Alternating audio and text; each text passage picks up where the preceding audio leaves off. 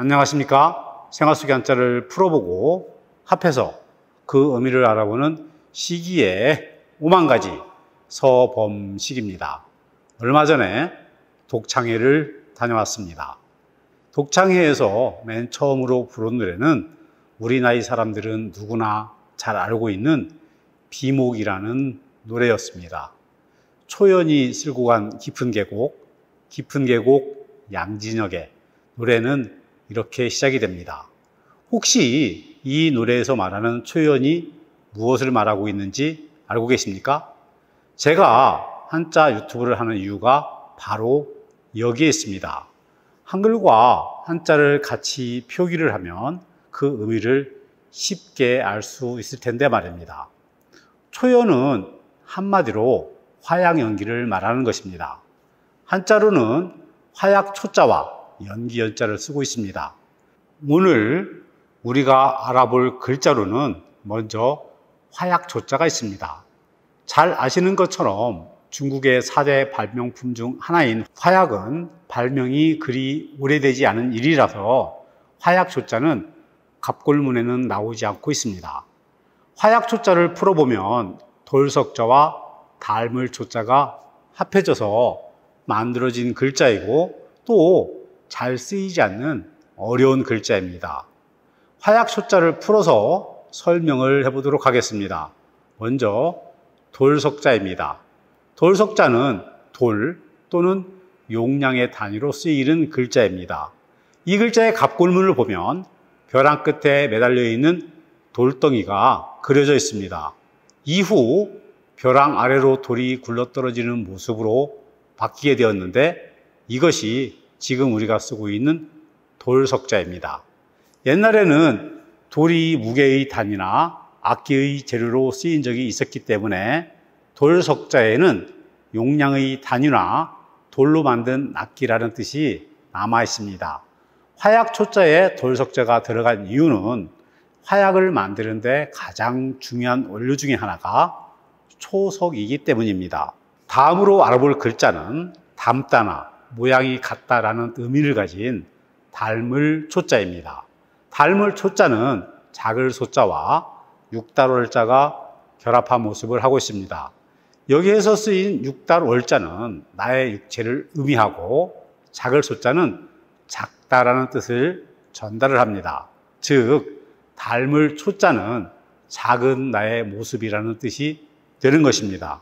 그래서 불초소생이라는 말은 부모님을 닮지 못한 못난 자식이라는 뜻으로 매우 훌륭하신 부모님을 이 자식이 못나고 모자라서 부모님을 닮지 못했다는 뜻이 되는 것입니다.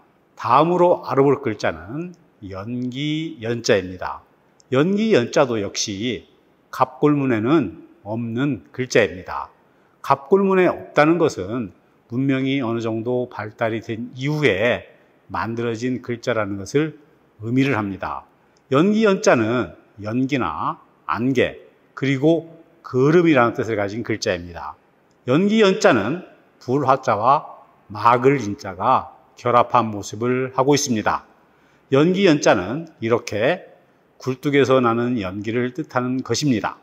본래 청동기 덕에 새겼던 금문에서는 손까지 그려져 있었으나 진시황 때의 소전을 거치면서 생략이 되었습니다. 다음은 비목입니다. 비목을 한자로는 비석비자와 나무 목자를 쓰고 있습니다. 우리가 한자의 음훈으로 이야기를 하면 그 뜻을 쉽게 알 수가 있는 말입니다. 즉 비목은 나무로 만든 비석이라는 말이 되는 것입니다. 비석비자는 비석이나 돌 기둥 그리고 비석에 새겨진 글자 즉 비문이라는 뜻을 가진 글자입니다. 비석비자는 돌석자와 낮을 비자가 결합한 모습을 하고 있습니다. 낮을 비자는 비천하다라는 뜻을 가지고 있지만 여기에서는 발음 역할만을 하고 있습니다. 우리가 보통 비석이라고 하면 무덤 앞에 세워놓는 묘비만을 생각하기 쉽습니다. 그러나 옛날에는 그 시대의 역사적인 사건들을 비석에 새겨 기록해 놓아 후대에 자신들의 업적을 알리기 위해서였습니다.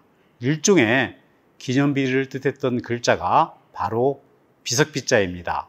우리나라에서 가장 오래된 포항에 있는 중성리 또는 냉수리비 등을 그러한 예로 들 수가 있습니다. 나무 목자는 나무의 뿌리와 가지가 함께 표현된 상형 문자입니다. 땅에 뿌리를 받고 가지를 뻗어나가는 나무를 표현한 글자라고 할 수가 있습니다.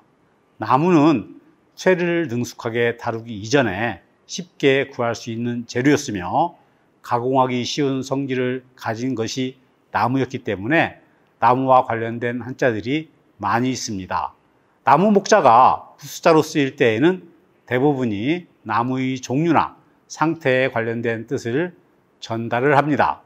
한마디로 요약을 하면 초연은 화약 연기를 말하는 것이고 비목은 나무로 만든 비석이다는 말이 되는 것입니다.